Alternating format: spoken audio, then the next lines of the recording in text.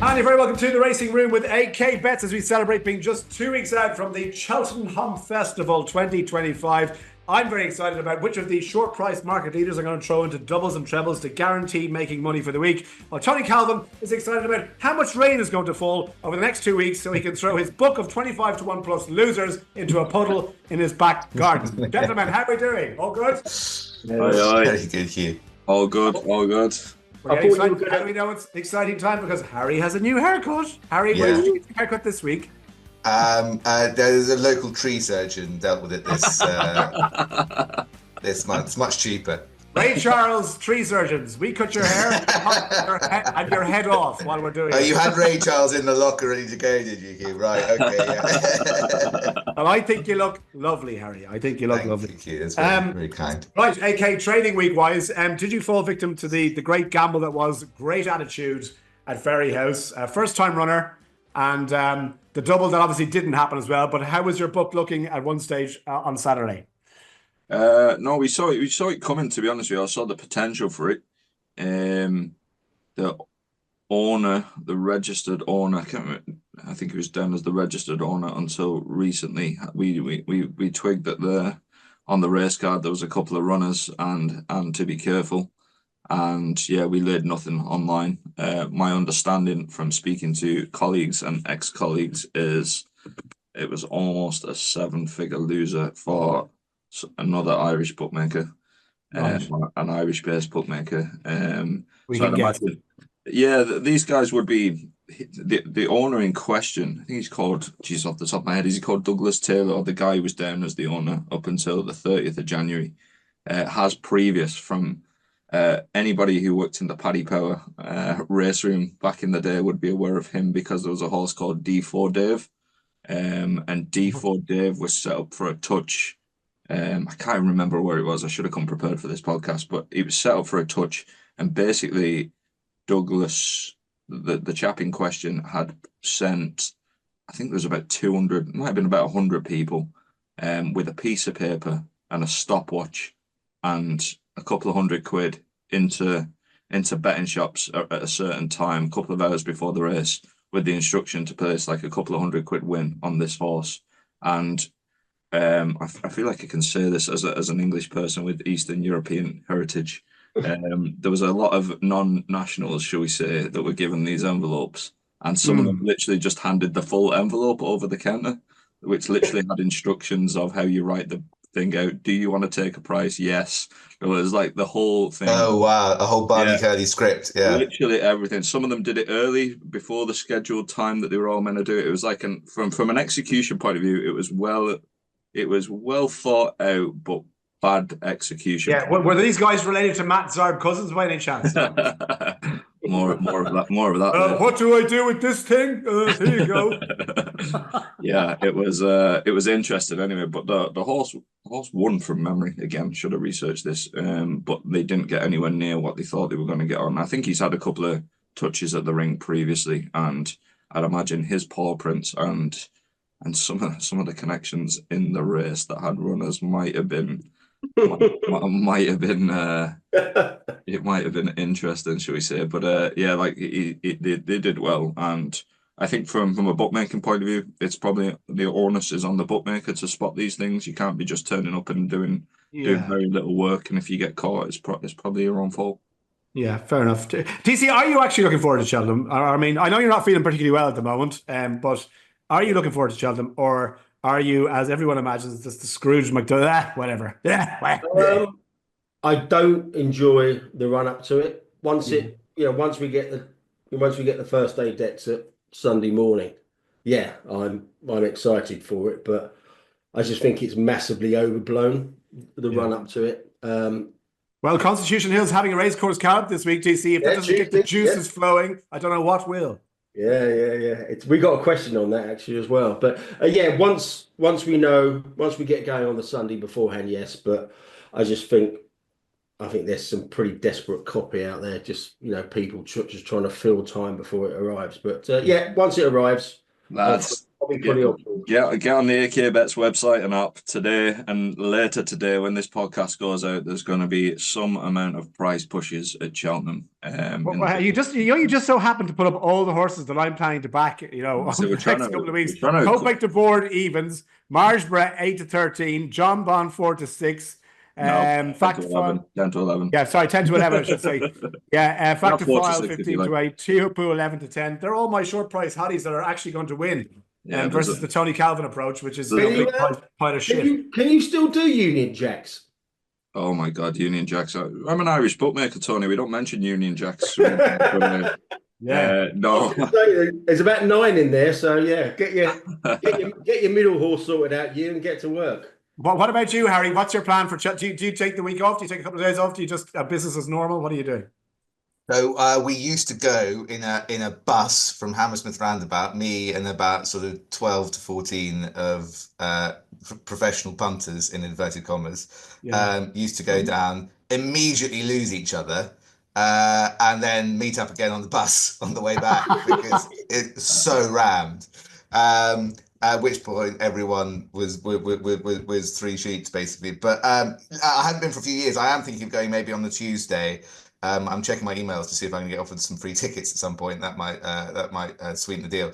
But I'll try and head down for one day. Great. Super. We're obviously scheduled to be there on the track, but I still don't have the license for it yet. So it's we're hoping it's this week. Well, so we're 2 weeks away from. My plan is actually to tell. It sounds like I better come down. Yeah, my plan is actually to tell the missus we've got the license, still go for the 4 days, and say we broke even at the end of the week. That's the plan at the moment. Well, you know what? That's as good a plan. That's as good a plan as any. TC, just as regards to racing, then we'll just skip through the last couple of days. We obviously lost Delta Work last week. He's gone to join Tiger Roll in the Sky, according to the Racing Post Twitter feed, even though Tiger Roll is still very much alive. And of course, there's no such thing as heaven. Be careful you don't say that on Twitter to certain people, or they get very touchy. But yeah, Delta Work is dead, which, is going to ruin a few people's bets, potentially for the old cross country. Yeah, it's dual winner of cross country, 3-time Cheltenham Festival winner. So yeah, died of colic at the age of 12 last week. Yeah, so we'll move on from that. Right. Okay. What about a couple of stories at the Saudi Cup, TC? I know. Look, obviously the race was very exciting in and of itself, but like Forever Young getting up to beat Romantic Warrior, well, the Japanese gone crazy at the end. But like Saudi Cup doesn't do a lot for me at this time of year because it's all about the jumps. I don't know if you have any interest in. Not really. We'll come on to the programme in a minute, but Luck on Sunday, Nick Luck was on there, and I think he actually went from Saudi to get in the studio on Sunday morning. It was berating the fact that, £16 million horse race only gets to page 9 of the Racing Post, and it just doesn't. International racing, Hong Kong racing, it doesn't really.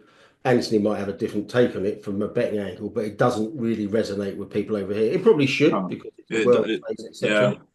From a betting point of view, nobody cares. I think the only meeting that I can think of that has any kind of significance would be the Breeders' Cup. The Breeders' Cup is definitely of interest to UK and Irish punters. Obviously, with just the amount of runners for a start, but it's probably at the right time of year for the interest. I think even Melbourne Cup, just because it usually is on at like 4 a.m. or whatever for half 4, it just doesn't. That card doesn't resonate either. It's the Breeders' Cup. About the Arc? Sorry, the Arc. Just, yeah. Sorry, it's probably just the one or two races. It'd probably be the Sunday, a couple of races on the Sunday, yeah. But the Breeders' Cup would stand out past that, in my opinion. The Breeders' Cup is actually of interest to people. Sure. Speaking of nobody cares, quick update, David Power, Jockeys Championship update. Nobody cares either. Right. Bobby Joe Chase. Obviously, Iron Maximus was a non-runner there, TC, but Nick Rocket did the business. I did see Daryl Jacob speak quite highly of Intense Raffles running the race with a view to the Grand National. They clearly feel, I think, had to give the winner £3, and they're quite happy with the run here. But Nick Rocket did the business there. Yeah, Intense Raffles now 10-1 second favourite for Aintree. Nick Rocket 14s. So yeah, the betting suggests it was quite a significant trial. But yes, anything else stand out? Did you make any money this weekend, by the way? I actually, the only saving grace, it probably just covered Saturday's losses elsewhere. I actually backed Mambo number 5, but as a do you sing it for us? No. 1, 2, 3, 4, 5. Everybody in the car. So come on, let's drive. Tony Calvin's going to tell you how to lose money. Come on, yeah. Yeah, as a Cheltenham trial, it was insignificant. Same with Rubo in the Pendle, and Tripoli Flyer was quite impressive. But I'm not sure if they're going to go for the Supreme. That's 25 for that. What else have we got from the weekend? And the City of York is going to be a grade one now. And they've been pushing, or group one, I should say, group one. They've been pushing for this for quite some time, TC. 10 years in the making, I think, according to one of the chiefs at the track there. But they're obviously happy about this. Yeah, two races been elevated to grade one, group one status. The City of York Stakes, even though this year, last year even, it were 104 and 105 rated horses fought out the finish. So they've done well to get that elevated to grade group one status on the back of that, but they've chucked a lot of money at it. And the same goes for the long distance cup at Ascot in October. That's gone from group two to group one. Now they chuck a lot of money at that, and normally I'm not a massive fan of that because I think the bottom tier is neglected, and all these big owners doesn't really matter if the prize money is 650 or 750. But what I would say for York is they do filter out all the money all around their races, so they are one racetrack that does look after the bottom level as well. Yeah, fair enough. Okay, well, look, it's great for them. They're happy about it, and it'll mean they have a group one pretty much every day of the festival, which is good news, I guess. Yeah. Right. Let's move on, gentlemen, shall we? Obviously, the issue of Greyhound racing in Wales last week reared its head because it looks like it's on the old shopping block to be banned altogether. We had an interesting look on Sunday yesterday when Zarb Cousin went on and spoke absolute tosh for 10 minutes about something that he clearly has very little understanding about. And the clip was reproduced on the web yesterday and got exactly what you would imagine something like that would get. First of all, TC, like, the overall kind of sentiment here around Greyhound racing being banned in Wales. I know there's only kind of one track there, but like, where do you see this as actually the position of the sport? What do we take from this? Well, it's just absolutely bizarre. It's got to that stage that it actually looks like it's going to be banned. I mean, a lot of the Greyhound guys were talking about a backroom deal has been done to actually do this. It's to do with the animal rights rather than the sport itself. And there's loads of strands to it. We'll come on to Matt Zarb Cousin in a moment on that Luck on Sunday interview. But one thing I would like to highlight is how bad the BHA statement was in response to this. I went back and read it this morning, and it's basically there was no support given for Greyhound racing whatsoever in the statement. And you just think if one particular person can get Greyhound racing banned in Wales, the next natural target for it is surely horse racing. And they should, the BHA should have come out in support of the Greyhound racing, because the welfare argument really doesn't stack up. I mean, as a lot of people have pointed out, including Mark Johnston in the Racing Post, former trainer, qualified vet, etc.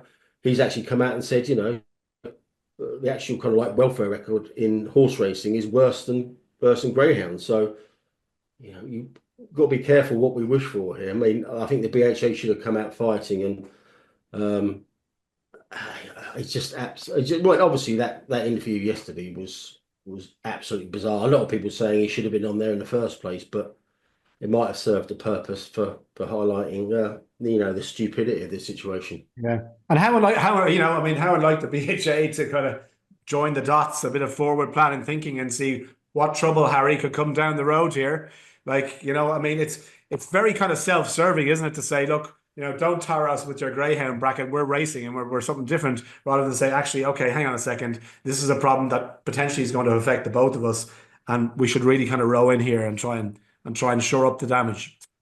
I think in fairness to them, it's a difficult one, because I think that they're not quite sure at the moment whether they want to join forces with Greyhound racing and present a united front, or take the view that Greyhound racing is in a pretty different position, and that they're better off distinguishing themselves from something that might well be more likely to ultimately sink. But I think that probably the answer. Definitely the banning of greyhound racing is a bad thing for horse racing. In Wales is a bad thing for horse racing because it sets a precedent that this kind of stuff can happen. And I think I think Tony's right, is that there's a fine balance to be struck between defending the sport, which they're getting quite good at in terms of, talking about welfare and that kind of thing. But it does actually have to have some grit in it as well, which is, well, horses are still going to die. But ultimately, we can support this, for all sorts of positive reasons, including that people enjoy it, dare I say it, which is one of the things that just doesn't ever seem to get discussed in any of these debates, is the kind of utility derived from people's enjoyment of these things, of betting and horse racing. No one ever really talks about that. Racing is inclined to talk about racing, the BHA is inclined to talk about racing as though it's been handed this kind of slightly problematic system, which is it's doing its best to justify, rather than kind of going, well, horses are going to die. We look after them very well, and this is what would happen if you do to us what they've done to greyhound racing in Wales. I don't think there's enough of the latter part of that coming from the BHA in particular, but it is a difficult balance, I think. Yeah, it is. Look, I know this, obviously we've spoken about this before in relation to the financial difficulties that tracks are having at the moment, and some of them in terms of the price of the land and the value of the land they're on versus what the return maybe they're getting from here. But I do think, as Harry said, if a precedent comes that they've managed to ban a sport, an animal racing sport like greyhound racing, then horse racing has to be looking over its shoulder here, and it's all a bit uncomfortable, isn't it? I think they're probably. I'm trying to think what I dislike more, arbors or zarbers. It's probably 10 to 11. You pick there. Yeah, it's just incredible, isn't it? It's kind of you like and the big David Brent heading you there. Come on, give us it's I think it's probably a good thing that he was on luck on Sunday, making a show of himself, because it's kind of like I'd hark it back to like letting Nick Griffin be on Question Time. It's kind of like you shine a light on how stupid these people are by giving them the platform a little bit, and I think that's probably a positive. I think from a horse racing and grey, if I was the BHA, I'd be 100% aligning with greyhound racing, and I think they should do that very, very quickly and present a united front. And I think just the whole, like the anti-gambling, say what you like about them, but they're fairly well organized, and the case makes absolutely no sense, but they are well organized. And I think from 21.5 million people in the UK who gamble within their means and love it, they don't get spoken about often enough. But I think just from a collective, as Harry says, people who derive utility from gambling in general, but I think just from the welfare, which is the latest attack point, everybody just needs to come together. There needs to be a united front. I think what happens with gambling with lives is they pick at little subsets of the industry and they bounce around from little subsets, and they get individual replies, if at all, from little subsets of the industry. And I really think there just needs to be is your little subset of the industry in the crosshairs of this group. We collectively unite, and it's one body replying to them every time they come out with their nonsense, basically. Because if Matt Zarb-Cousin is the best they've got as a public facing figure, these guys are very, very beatable. Like he's in no way. Well, that was my reaction yesterday. I mean, if this is the best you've got, greyhound racing will be just fine, and like the summation of the argument was like, well, greyhounds are not horses. This is it's a one-off. It's a random gambling event, whatever the hell that means. Like round tracks are bad. It's like the man in the betting shop that wants to bet horses that have got 4 letters in the name and has it as a system, isn't it? It's like it's not a random gambling event. Like, hey, don't be knocking my system. Okay. There was so much to pick in that. Like it was so incoherent, and like it does make you wonder how bad the others are. The only traction they get is speaking privately. When they speak publicly, they're kind of ridiculed. I think they've put the kibosh, haven't they, on any realistic prospect of uniting with racing to do anything in gambling after yesterday. I just don't think that's a runner. It was massively odds against, but it's now a complete NR, I would have thought. Yeah, 100%. But like it's God, it's just. Yeah, it's just the whole they've essentially got nothing behind them. Like the case for racing and for Greyhound racing is so superior than anything that they have got to offer. But they're a united front, and they're probably quite crafty in the way they get people to listen to them. But the greater good and the right side of this argument is horse racing and greyhound racing. Horse racing should absolutely very quickly align with greyhound racing, and fight these zealots off. Like I say, if Matt Zabkusin is the public face here, and he's the most competent one in front of a camera, Yeah. I think In his defence, I mean, we've all fallen apart on live TV from Have we? occasions. Yeah, especially you when you're commentating. I just feel like, I mean, one thing that really stood out to me yesterday is he was totally taken aback by this. I mean, he clearly hadn't done a lot of research on the welfare element, greyhound versus horse racing, etc. But when Nick actually said to him, "Do you like horse racing?" he seems to be. It was rabbit in the headlight stuff, and it's only a tiny thing. I've been to Aintree. It's like he actually said, and the word "the" is really. Yes, I noticed that. Really, Yeah. I like the horse racing. It's kind of like, what? No, Do you ever watch Anchorman? I love lamp. I love it was only a tiny thing, but it stood out a mile. I mean, I love the horse racing. I think we've got to give a lot of credit to Nick for the way he dealt with them yesterday. How did he hold back Harry? Harry, it must be you in court, right? Like, I'm imagining you in court, right? You have this guy in the stand, and like you ask him, like, what's your name? And the next minute he's like, "Oh, I robbed this," and you're just like, "Oh, just don't say anything, Harry. Don't say anything. Let him keep going. Let him keep going." It's like, how does he restrain himself?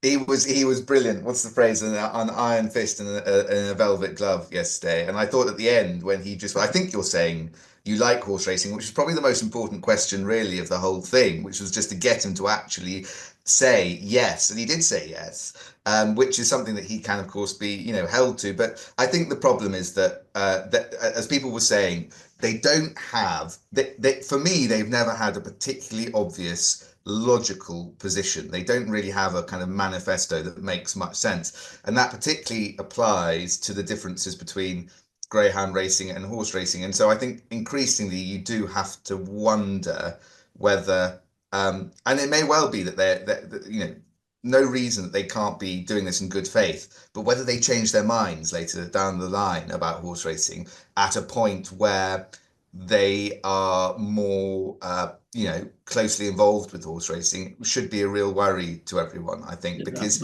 if you don't like greyhound racing for the reasons that they've given, if he doesn't like, circular tracks, go and watch American horse racing, for example. But the reasons don't make sense, and they can be just as lots of people pointed out. You can apply that kind of reasoning to horse racing, and so surely that will become quite tempting for them down the line. And these guys, the whole income and the whole livelihoods and the whole ethos is to bounce from topic to topic, ban and stuff like for them to stay in the game, and to the little side businesses they've set up is to keep moving on to the next thing and the next thing and the next thing. And if you think it stops with whatever is on the table at this point, I think you're very misguided. And I think he said something from a racing and greyhound point of view, and from just an industry point of view, and for the 21.5 million people that can walk past a betting shop and not put their money into FOBTs that they can't afford to lose, I think we just have to stand up for those people. Yeah, he said something that was sorry, just very quickly. It was quite interesting, which was he talked about the horse racing kind of being the acceptable face of gambling, and that there are those to concern that what is potentially going on here. And I don't mean Matt Zabkusin particularly himself, but more generally, is that they're struggling to make as much headway as they would like 100%. In anti-gambling because horse racing is too big a boulder to move. and that if they can get on, if they can bring that on side, that would be a huge tactical This is it. They need horse maneuver. racing. They need horse racing to sustain them for a little bit longer. It is an odd place for him to be if they don't need horse racing. Is luck on Sunday in the bar steward's inquiry, 100%. It's pure panic, and they genuinely need horse racing to keep chipping away at other stuff. And horse racing should be absolutely rejecting these guys 100%. But I think a lot of people would agree with some of the stuff he said in the early part of the interview. That doesn't mean that it's not right. I think what people take objection to and is whether these are the right vessels for this change. I'm not sure horse racing needs them, really.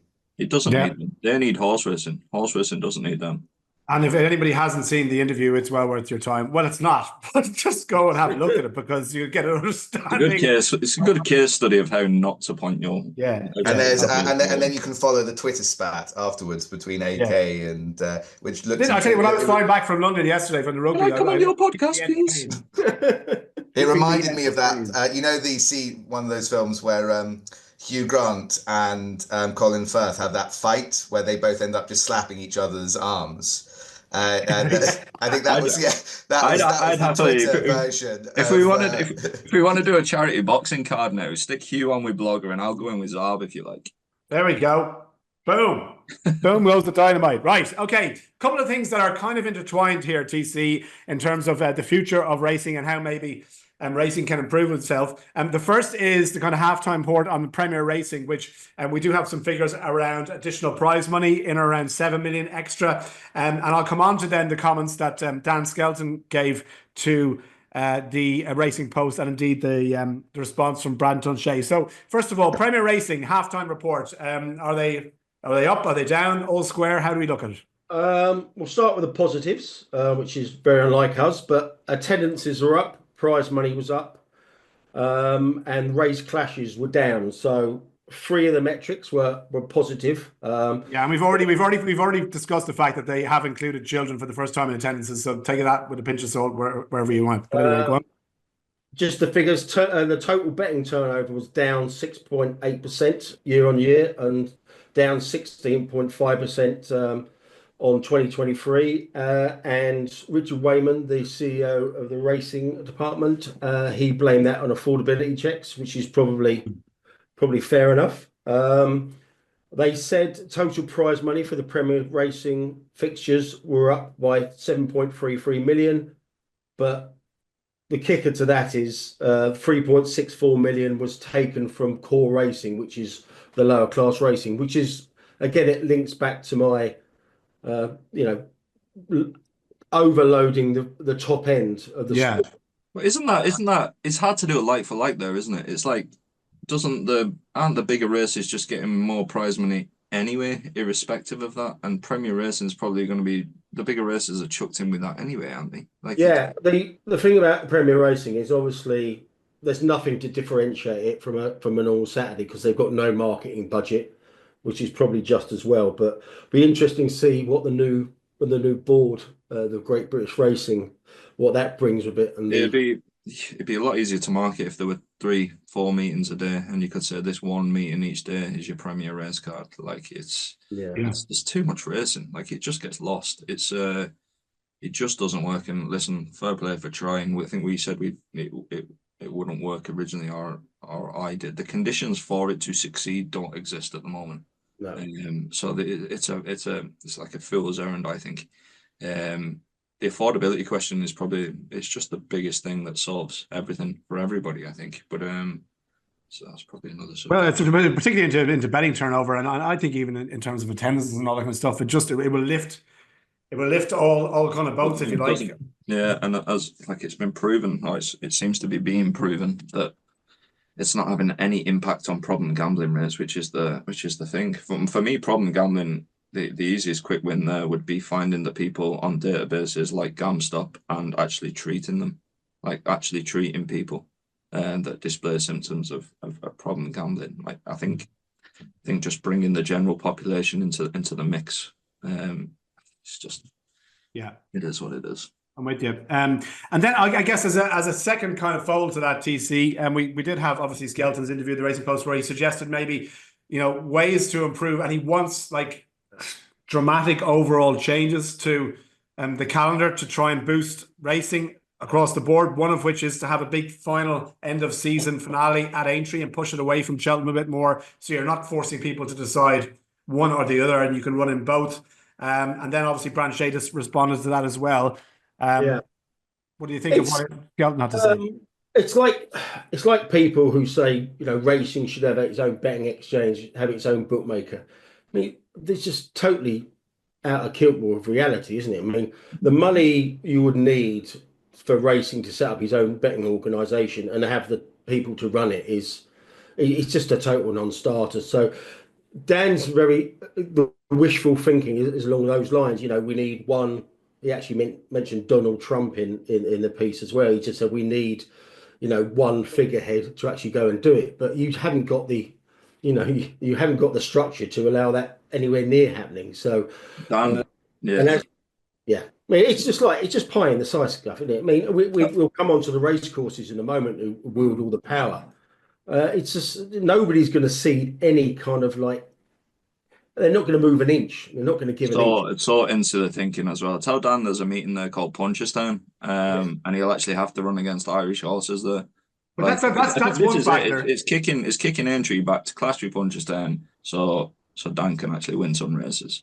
Yeah, but I mean, again, there doesn't seem to be, apart from you're forcing trainers to choose between one or the other. I don't really think that that's a big issue. I think Aintree is a different meeting. It's a different ground. Even the 2 or 3 weeks makes a big difference to the ground. They have different distances over a certain amount of the big races as well. I've never seen it as an issue. Go, oh God, if we have to go to Cheltenham, we're not going to go Aintree.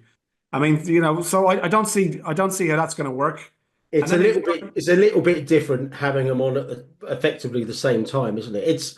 It's like Aintree won't be kind of up for this because obviously it's going to take away a lot of the attention. So we're struggling for field sizes at the moment. Festivals. So why would you pit two big ones against each other? It just doesn't make any sense. It's a total non-starter, isn't it? Yeah, but this is these sound bites, and they're not properly thought through, and then they become front page news. Everyone goes, "Oh God," when we all talk about it and stuff. But it's not doing racing any good. Like when you ask Skelton, "Give us your idea about what you'd like to change," and he throws out stuff like that. And then you dig into, even just slightly dig into them, Harry, and you realize that they're not practical and they're not actually, enactable in any way because you're not going to have the agreement from anybody that you need to. It just serves to divide racing even more, I think.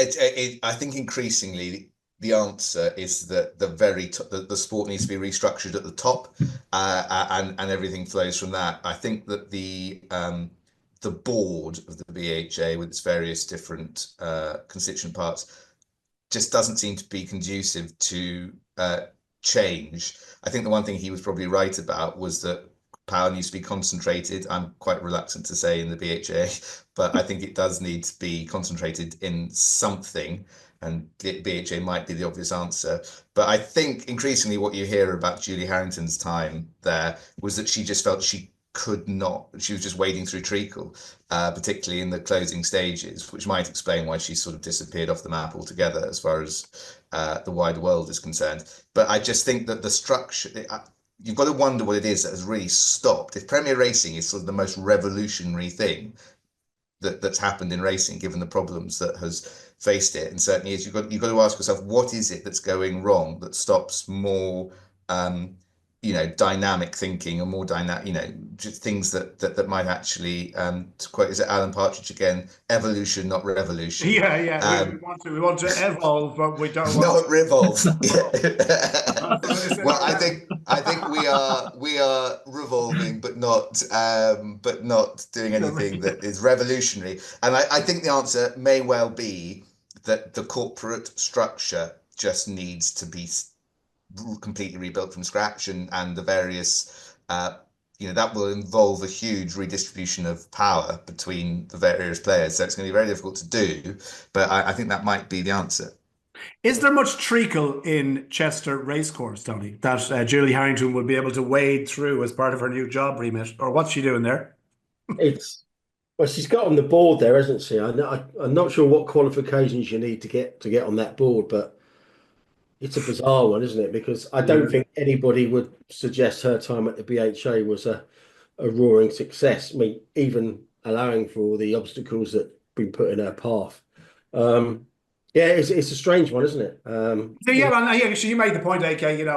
What is the legacy of former BHA chairpersons in terms of future roles? And yeah, it's like I think we still think of the BHA, and I know they have power in some respects, but I think it's like, for me, it's like when I watch 24 Hours in Police Custody, right? And you look at you look at the guys that are investigating murders and the way, and some of them you're just like, fucking hell, he's stupid, like, and he's investigating murder. Like, it's kind of like you put the BHA on the big pedestal and the big job at there, and then I just think, like, where do these people go after they leave the BHA? Like, it's not like someone gets headhunted from the head of the BHA to go and get an actually important job doing something quite important. It's kind of like you come down to the BHA, and then it's like, in the grand scheme of things, it's not going from the head of the BHA to sitting on Chester and Banger's board, like leaving fucking Arsenal and going signing for Crawley Town. Like, is it like, it feels like a real. It's a bit of a death. It has historically been a very difficult job to emerge from looking good, and I think a lot of that is actually to do with the job itself. Why do we keep appointing people, or people keep getting appointed as head of the BHA that just will not come out and make decisions, or won't even say that? And it's kind of like it's a. I think it's always a rinse. They can. I know, but it's always a rinse and repeat of the previous candidate. There's very little change happening. So but even right, even Harry, if we assume that for the large part their hands are tied, they are locked into and they're at the whisk of everybody else around them, so they can't affect real change, right?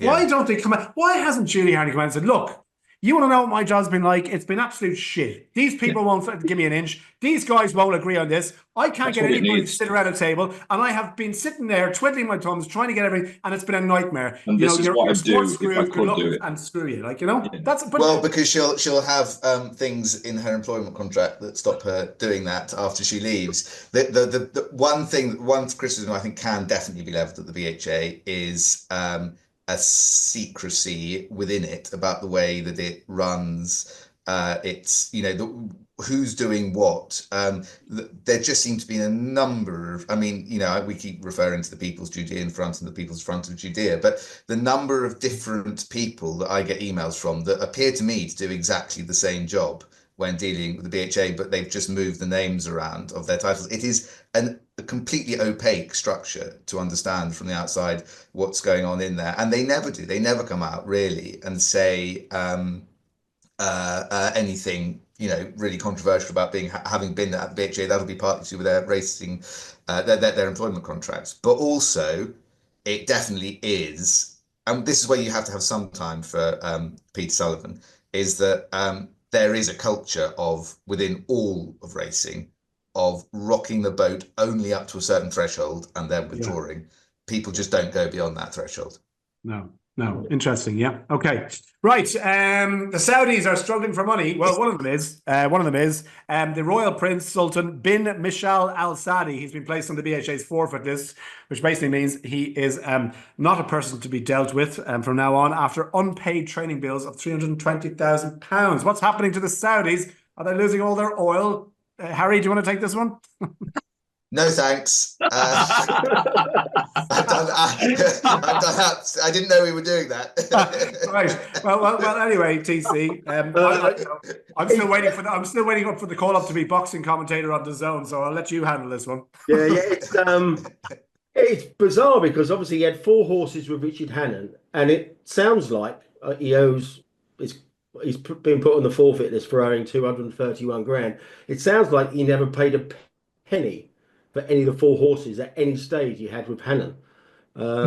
It comes back to what we said last week: is when you get up to a certain threshold, if you earn a lot of money, then it's the person who's got more problems than money. Yeah, it seems to be a massive. But why you would get to that point? But I think Hannon probably just assumed, he's a prince in Saudi, got more money than whatever, got a lot of horses. But also, it does put you in a tricky position because you're sitting on these horses, and what are your options to do a Rebecca Menzies and just sell them out from under? It's not great it's not a great look, is it? It's a No. very extreme tactic. You don't want as I say, lots of people expect to pay their trainers late in horse racing, and it would probably damage your brand, frankly.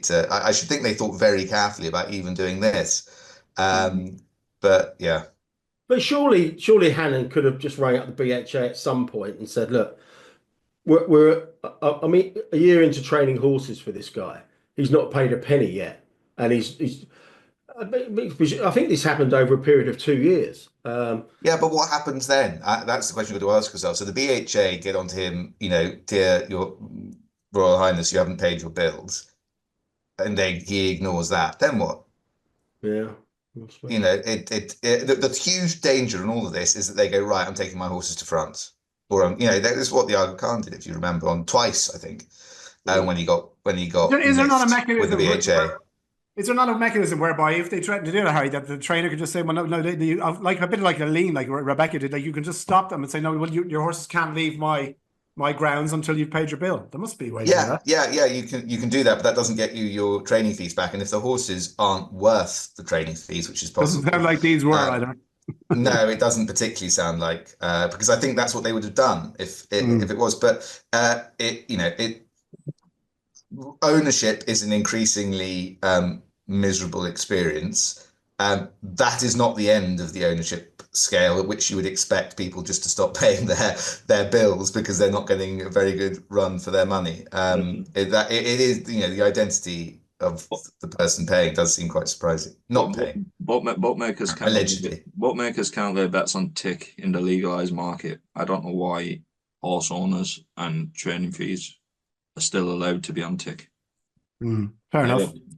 Pay TC, I know of the bone of contention that is prize money in England, it being so bad over the last couple of years. But the Racecourse is saying, well, this isn't our fault. We're putting up more than our fair share over the last couple of years, and they're not going to be tarred with the old dirty brush. No, they've come out and said their total prize money topped 100 million for the first time last year. But the problem with that is we don't know how much they're getting in from media rights and whirlpool money going straight to the tracks as well, which wouldn't be inconsiderable by the sound of it, but we don't know for sure. That's one of the things about the whirlpool money. We just don't know how much and to whom it's going. And that's obviously why the Thoroughbred Group and the PRA are just saying, we need more money, even more money than last year. So yeah, until we know what's coming in, what's going out is, I wouldn't say irrelevant, but questionable. Yeah. Okay. Fair enough. And as you say, with all that money coming in, maybe a breakdown of the figures might alleviate some of the criticism of racetracks. Sensitive every time you ask for that. Good luck. Yeah. Sorry, we're putting all our money into a female jockey dressing room at the moment. We can't provide you with any of the figures. We'll get back to you as soon as possible. What's the story, TC, with the guys who bought the scratch card with a stolen credit card and then obviously won loads of money here? I actually not familiar with the story, but I know it's under running order. I meant to read it, but I didn't. But go on, yeah. No, it's one for Anthony because he sent it through to the group. Yeah, I was hoping it was one for Harry, to be honest with you. It's so professional. I did actually read. You'll be pleased to hear I did actually read this one. You may actually, Harry. It's in France. Yeah, it's exactly. So the first thing is it's in France where the law is extremely different. But here, so what the situation is? Two, I think it was homeless guys, find a credit card or steal a credit card. One of the things they buy with it is a lottery ticket, which then wins. It is like the scene of a bad it's like comedy. A good film. Yeah. It wins about 500,000 euros. And the question, apparently this has got everyone in France scratching their heads, according to the Guardian article, is what happens legally. Here, it is a kind of almost a contract law question for law school exam. I thought about it yesterday. I think the answer is that probably no one gets paid on the ticket because the person whose money is used didn't enter into a contract, or certainly didn't intend to enter into any contract with the lottery provider. And I think it'd be very hard to argue that a thief was an agent for the person that was placing the bet. And then the thief themselves I think that the lottery provider would say, well, we're not paying you on the basis that it's, you funded it with stolen money. It's a contract based on an illegal act, and the doctrine of illegality would apply to suggest probably, and the doctrine of illegality doesn't necessarily mean you don't get paid, but it's a balancing act as to whether public policy suggests you should get paid or shouldn't get paid. And I think that the answer is probably that a thief should not be paid on a lottery ticket.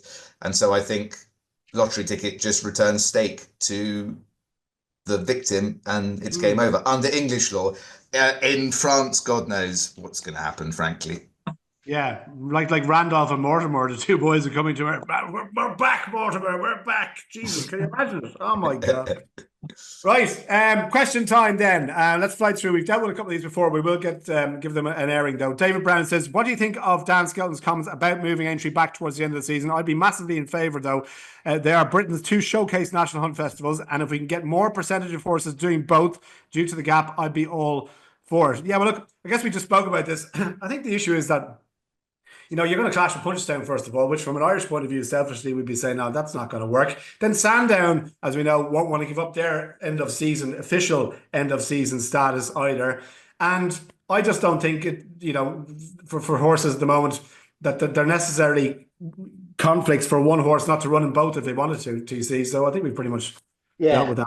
It's like I said, to get change on that level, to get Sandown and Aintree to kind of like cede to that, and Punchestown are going to object to it anyway, aren't we? We're meant to be a kind of collective, Yes. sport. What is the English? Why don't English people travel to Ireland to run horses or greyhounds? Like, why are they so scared? I don't know. Well, the horses just at the moment. The horse, I don't know. Nicky Henderson sometimes comes to Punchestown, but not always. It's Sprinter Sackler actually did. I think Sprinter Sackler actually did Cheltenham, Aintree, Punchestown one year, and it pretty much nearly ended him though. But it can be done. It's like, I don't know why. I really don't know why. It's a shame, though. It's a shame. Vernon says, away from the action controversy, a friend of mine recently died at age 37. Sorry to hear that. I know his online bookie accounts will have hundreds or more pounds in them, but his mother has no account login details. How can she go about getting true balances from bookies and receive the monies? Oh, God. I don't know. Is there any... I thought this was a brilliant question because I thought it was really good as well. Yeah, as somebody whose missus wouldn't know where half my betting money is, it's quite relevant for me. I'm being 37 as well. Sorry. So what happens then? What happens there? Like, does she have any kind of recourse then, or what happens? She would, but how would she find it? It's finding it. I think she does have. You get certain here. Your estate has certain powers vested in them after your death, and one of them is probably. And this is not my area of law at all. It's private client stuff. It's not what I do, but I think there's probably the powers in his estate and those representing his estate to investigate. But it would involve basically sitting her down and going, "Have you ever heard of?" Him talk about, Paddy Power 365. Has he mentioned any of these names? And then just writing to them basically and hoping to get some kind of response. It's a little bit of a pain in the backside for the bookmakers as well, because they're sitting on this money. They probably don't necessarily know that the poor fellows died. And that just sits there in perpetuity unless someone does something about it. I mean, it'll get eaten up by various fees, I suspect. But I can tell you what we do, because I double checked just on the back of this because I didn't know the answer. After a year of an account being made a dormant account, after 1 year, there's an attempt to pay the money back to the payment method registered. And if that fails, there's I assume I should have checked this. Funny enough, when I had a will drawn up for the first time in 2021 before I went in for surgery, I actually, in the will, I actually put down all my, I think 2 of them. I've only got 1 account left now, but I actually put down the share details and the betting accounts that would potentially have money in them. I actually put that in the will. Obviously, they're out of date as soon as you do it, but it's shares as well. I mean, I gather shares are an absolute nightmare as well. Not only to find, to actually kind of like, to transfer as well. But yeah, I think the probably slight problem with gambling is it's kind of a moving piece, isn't it? even thinking personally, what my situation is one week and where money is totally different the next week and different the week after. It's I don't know how you could. I don't know if there could be some kind of central register or for this specific case or something where you can just go to you should probably be able to go to the commission and say this, and then I don't know. I don't know. I mean, yeah, There should be something. Put that on the list. I'm thinking from a customer point of view. It's obviously like being genuinely serious here now. It's probably an absolutely fraught time in somebody's life. It should be quite a simple I think there's a register, isn't there, where you can. Is it something to do with bills or something? So like energy bills and stuff like that. You can register in the UK somewhere that this person has passed. And it basically stops everything from IDs, social service, anything. There's some kind of central register, I think. I don't know if gambling is part of that. I'd assume. Someone came to me with a business idea about 5 years ago, saying and their business plan was to buy the rights to basically accounts of people who died and try and recover the money for people who are in that situation. I mean, it'd been a horribly difficult job and would have taken an awful lot of time to get probably not very much money, but it's something people have been thinking about, obviously. I think the sleeper money, I bet it's quite eye-watering, really. Definitely is. Well, look, we wish you the best of luck. I don't know, we don't really have any kind of firm solutions here, but it's a bit of a tricky one, and I imagine it happens to plenty of people as well. Steve Gravy Train says, life has returned to normal after the pandemic. Why are we still stuck with the emergency SP system? AK, why are we still stuck with the emergency? And what is the emergency SP system for my benefit? Yeah, my understanding is, obviously, I was a punter at the time of the pandemic, so essentially Lord Donahue gave it away, didn't he? As good as gave it away to the off-course firms. I'm not involved in setting it. It's I don't even know, to be honest with you. My understanding is there's certain. I think it's always been the case. I'm trying to hark back to my time in my previous job, where say like foreign racing, there needed to be some kind of industry show, and firms would plug in prices. Yeah. And that was done very, very basically. That was like fairly. Yeah, that was interesting, should we say? But we won't go any further to that. I think a few firms. I think they take a few firms. I don't know if someone from the big firms would be able to say what happens specifically. But I don't think the SP should be in the hands of off-course bookmakers, to be honest with you. So yeah.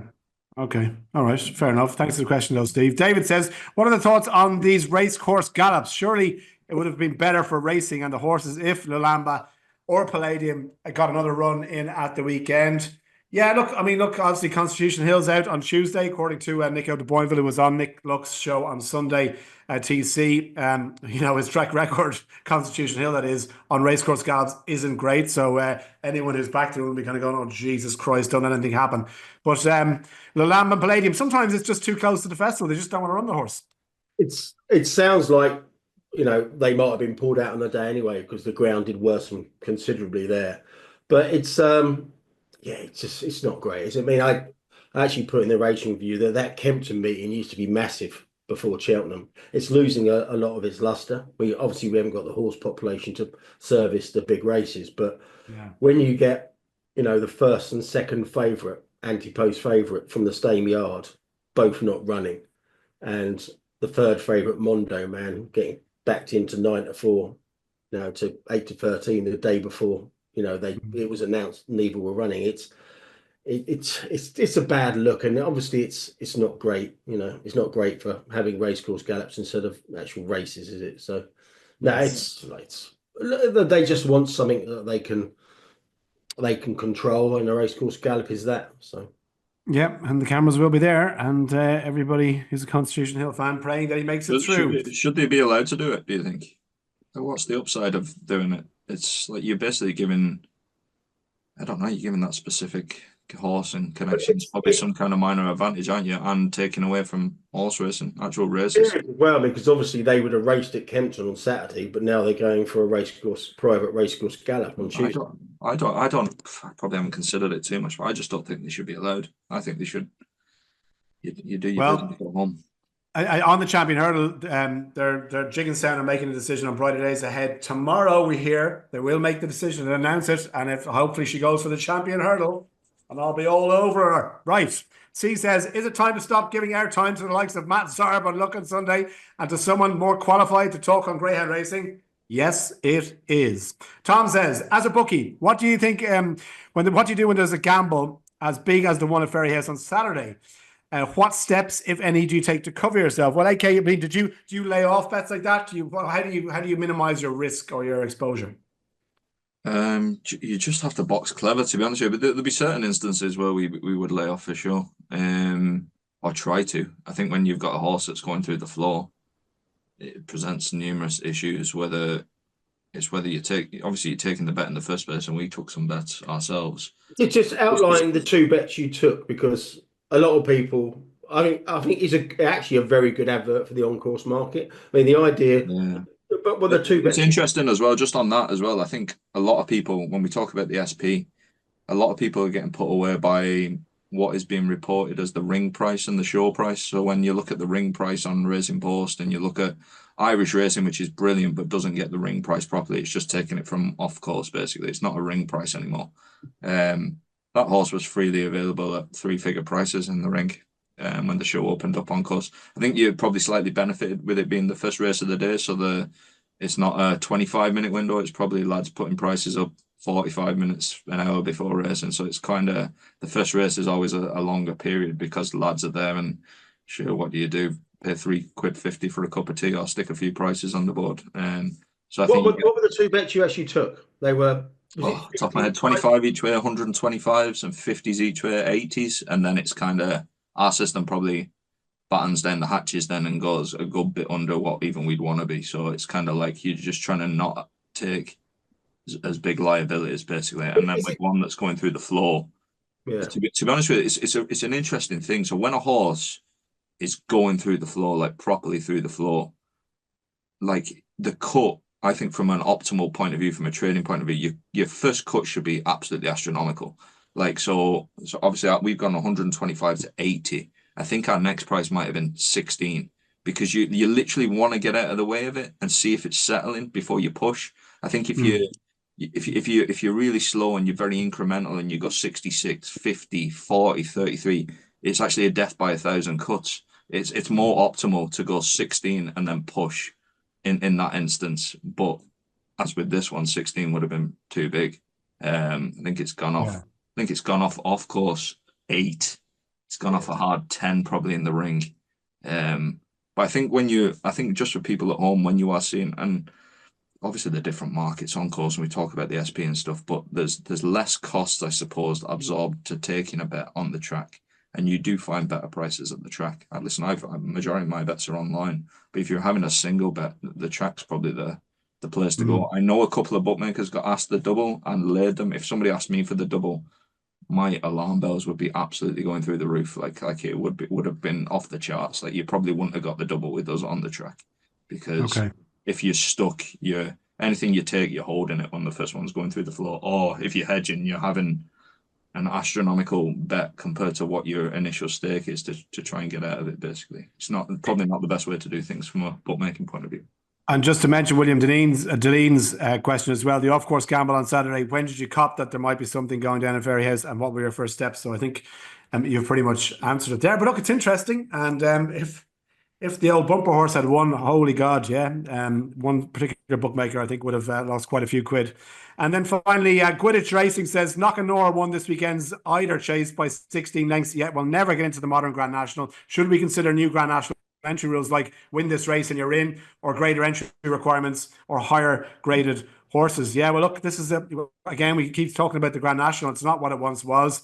It's a higher caliber of horse now that are basically running over lower caliber fences. And Knockannor, I don't know, would he ever get into a Grand National, TC? I think they should change what they do with the Grand National. I would be in favour of just making it a normal 5-day entry. So if, for example, Knockannor won by street on Saturday, if it goes enough to get in, he would have more chance if it was just a 5-day entry stage on the Monday for the Saturday. And I think that's the way to go because there's no Aintree factor anymore. I think, as we discussed last week, I'd be in favour of them not making it an early closer. I think even from a betting point of view, we all know anti-post has probably fallen a good way. There'll be absolute pennies relative to the day of the race. Like there's no betting thing there for you're preserving something from an anti-post point of view as well. It's kind of dead. Yeah. Dead. Right, on that note, we will leave it, gentlemen. Don't forget to check out that AK Big Prices tab on the AK Bet Sports app or betting website as well. Those horses that I mentioned, I'm putting them all into a little €10 accumulator for Cheltenham, and it's guaranteed to win. We are back next week, but I will leave you with this. 1, 2, 3, 4, 5. Tony Calvin's got a tip, and it's 25s. And with Cheltenham just around the corner, I probably should back Tony's tip, but I really don't want to.